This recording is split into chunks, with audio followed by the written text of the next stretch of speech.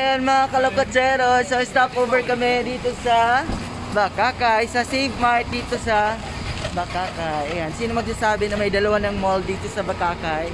Ayan. Tama? Oo nga, dalawa ng mall dito. Ayan, so alis na kami, we're going to Philiport kasi doon yung next stop pa umakyat ng Mount Manaoag. Bye for now mga kalokotsero. Ayan, mga kalokotsero, so nasa bangka na kami ngayon. We're going to where? To alamat ng apple! We're going to Mount Manaet. Ayan. So, Ay, malapit na rin yung alamat ng apple. dito, pupunta kayo sa Philiport. Yan, this is the Philiport. So, Philiport. Hindi magkalito. Wala ka malaisip. Bakit sabihin Philiport? Oh, magkalito na yun. Alamat ng Philiport. Yan. Ano na naman? Ayan. Bibili-bantay ka pa Yan, mga 15 to 20 minutes going to Barangay Manaet. Then we're going to hike or trek. We're going to hike going to Mount Manaet. Mag-detect ng konti. Papunta na. Bakit? So yun mga kalapatsero, kailangan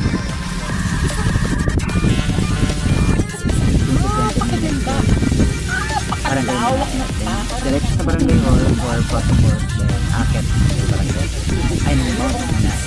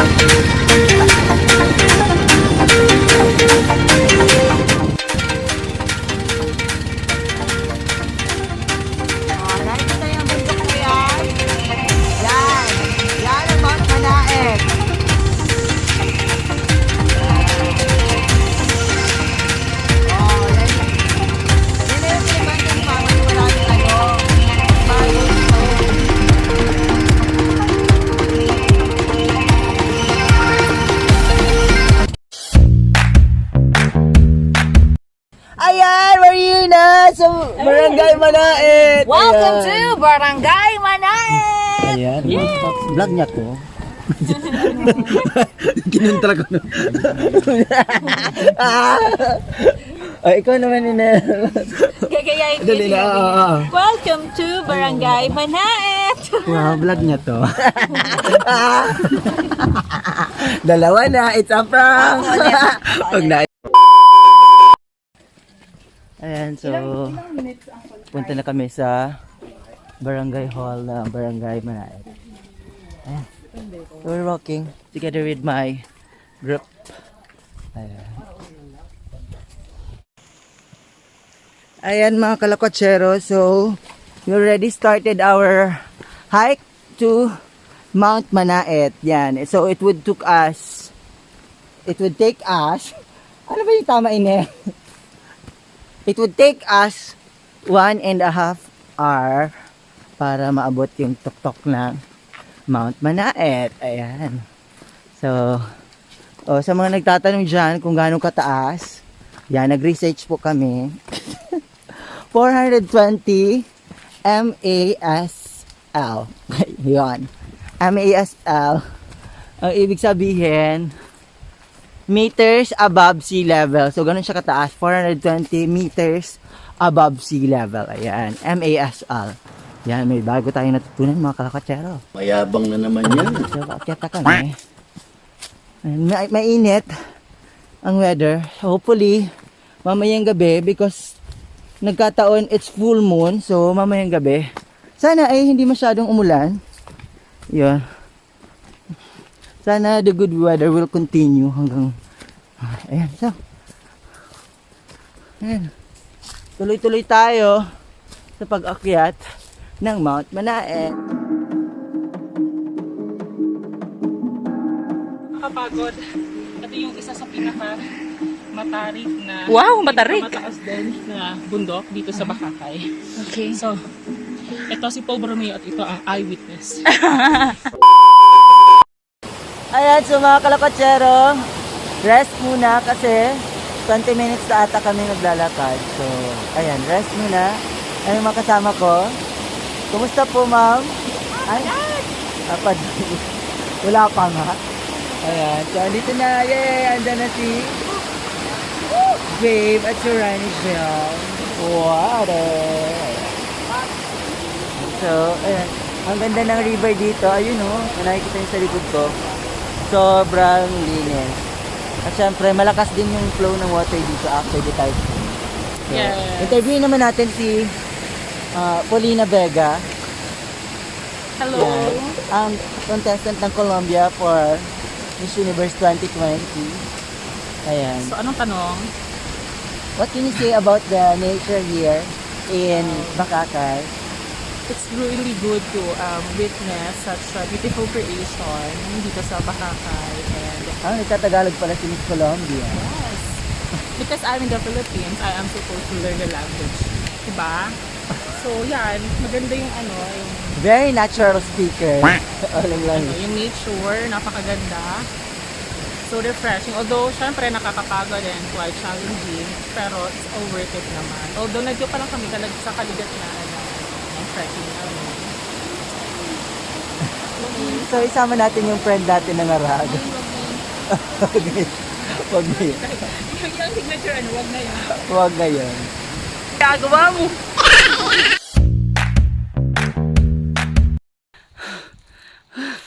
Ayun mga kalakotsero. So, sobrang nakakapagod na yung trek. Ay, yung hike namin. Grabe. Ayun, so, as in, kita-kita mo na ngayon yung nasa baba. Pero, we're just halfway there. So, nakakapagod. 1.5 hour hike going to Mount Manaet. Pero, syempre, depende sa bilis ng paglalakad nyo and sa rest. So, mas konti yung rest, mas bilis kayo makakarating. Pero, kapag naman maraming rest, matatagal mga 2 hours sa abutin yung hike. So, yun. Malayo-layo pa daw. So, tara mga kalakotsero. Tuloy-tuloy natin to. So, ganito siya kataas. Ayan, yung dinadaanan namin. It's like this. Ayan. Yung kasama ko sa baba. Yun. So, ayan. Nakakapagod pero worth it naman siguro talaga pag nandun ka na sa taas. This is my second major hike. So yung nauna is in Buhawi Hills. So this time, we go to Mount Manaet in Bakakay, Albay. Ayan. Ayan. Ma'am Melody! Ayan na siya. Sunod ko. Ayan. With Mamorde. Follow her. Ayan, so, diretso tayo pag-akit mga kalakotsero. Tara! Kain natin to. Aja! Ayan, so we're almost there mga kalakotsero. Ayan na! Ayan, nakikita niyo yung view na yan. Ayan. Ayan, tapos konting-konting hike na lang. At nandun na kami. Ayan. Exciting sobra kasi sobrang ganda ng view dito. Ayan yung makasama ko. Ayan. Dito sila.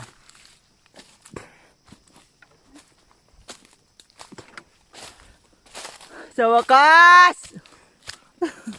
Malapit na, malapit na! The Bluetooth device is ready to pair. Diba? Sobrang ganda. Ayan, sobrang ganda dito. Ayan. Ay, may sasabihin ka. Oh. Pagod na rin siya. Konti na lang. Ayan. So, kami yung first hikers na umakyat ulit na Mount Manaet after ng typhoon na dumaan. So, for your information, safe na ulit umakyat dito sa Mount Manaet. Ayan. So, punta na kayo dito.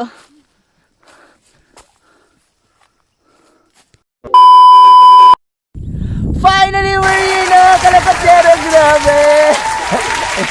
Grabe yung pagod namin. Maabot lang namin to. So, ito na yung view. Yung makikita nyo dito. Ayan. Lapit-lapit tayo dun para makita nyo yung view dito. Ayan. So, ganito yung view makikita nyo dito, mga kalapatero. Sobrang worth it. Yung pagod. Grabe. Sobrang taas ang inakit namin. Pero worth it talaga pag nandito ka na sa taas. Tapos doon naman sa kabilang side tayo. Ito naman yung next view na makikita nyo dito. Ayan. Sige mga kalakotsero, pumunta kayo dito para hindi nyo ma-miss ang chance. Diba? Live your life to the fullest. Ayan. Hanggat kaya nyo pa, gawin nyo na yung mga bagay na gusto nyo gawin. That's the motto of Franco Lacotsero. Yeah! Ayan. Kailan mo pa gagawin? Kapag matanda ka na? May pera ka nga, pero hindi mo na kayang mag-travel. So, hanggat bata ka pa at kaya pa na matuhod mo mag-travel ka. Reward yourself. Woo!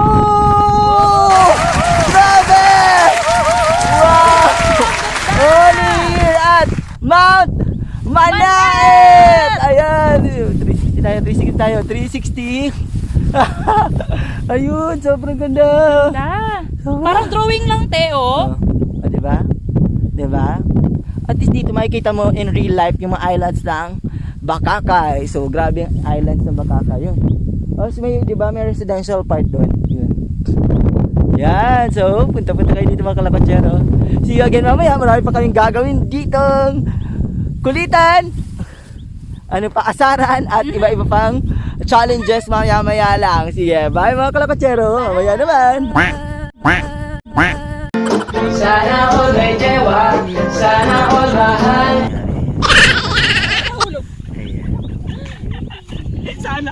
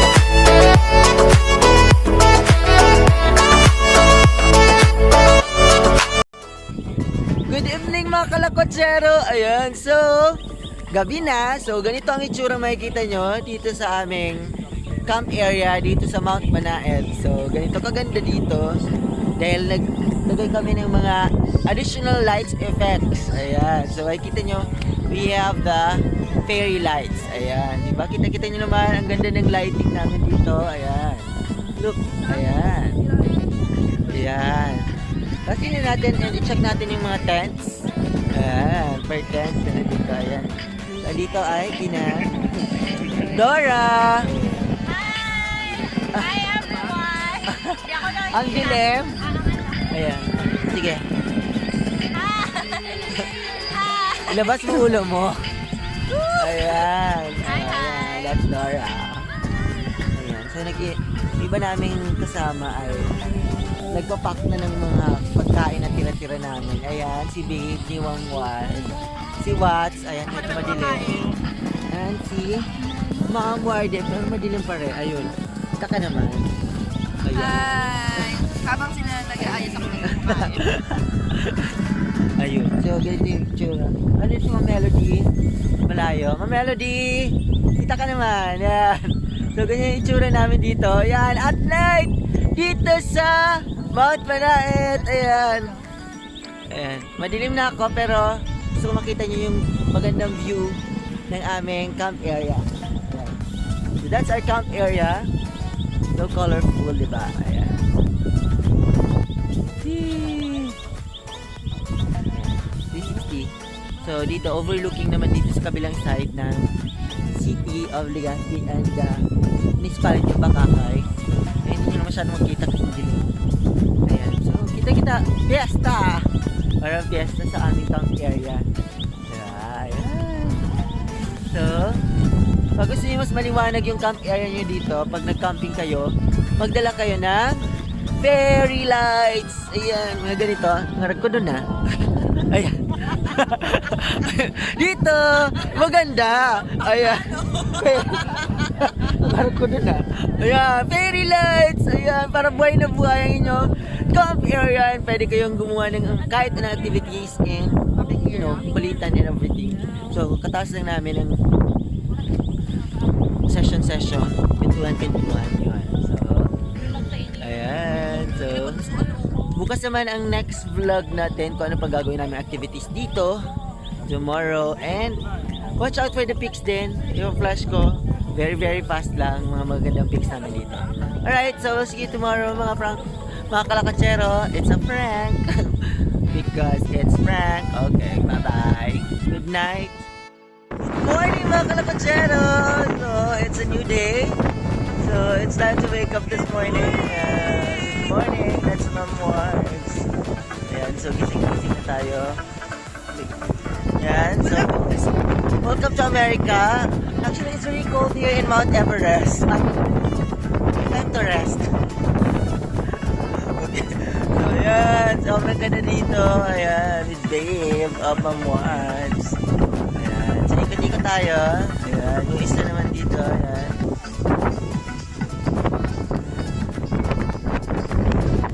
Sobrang ganda dito.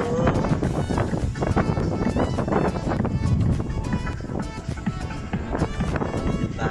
Ayan. Masyadong malamig ang umaga. So, kailangan pag pumunta kayo dito, you have your jackets na makakapal. Tapos, bring also comforters if pwede pa. And then, make sure na yung tent nyo ay hindi pinapasok ng water para safe kayo sa rain kasi umulan kagabi. Pero, at least safe naman kami. Hindi kami lahat nabasa. Tuyong-tuyok kami ngayong araw na dito. Ayan naman dyan. Exercise. Ayan, so, ano pa ba gusto nyo makita dito? Ayan, kitingin kayo. Sunrise.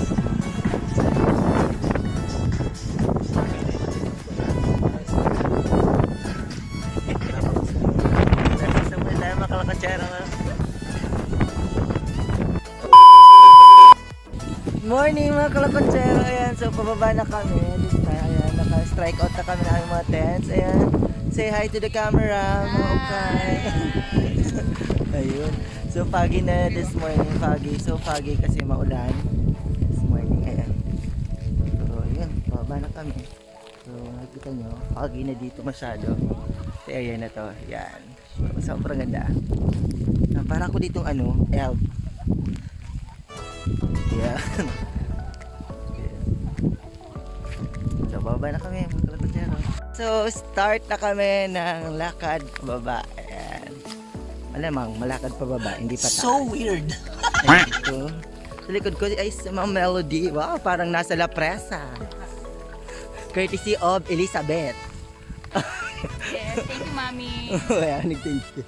Ayan, hi Bumalik tayo, kami. Paul. Pero stranded muna dahil may ginagawa pa yung Oo, isa dyan. kasi feeling niya talaga ano. Ayan, so, pababa talaga. Yan, sobrang pababa. So, stop na muna tayo mag-vlog para sa ating safety. Ayan, kasi masyado talagang safe yung dinadaanan. Ayan. Yan, slowly but surely guys. Ayan. Parang sa love, slowly but surely. Totoo yan. Ayan, let's take it easy. See you mga kalakotsero. Ayan ko na muna yung vlog ko. Bye! See you sa baba.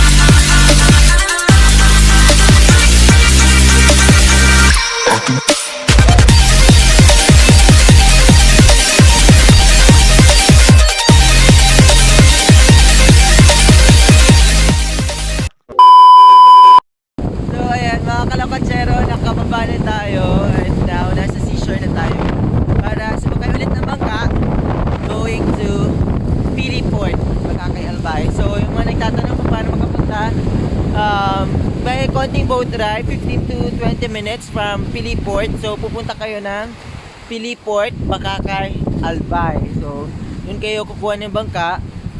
Cost ng bangka depende sa size ng bangka. So pag maliit na bangka, it would cost you 400 to 600. Pero pag malaki, mga 1K ata yung bangka. Siyempre, depende sa dami nyo na sasakay.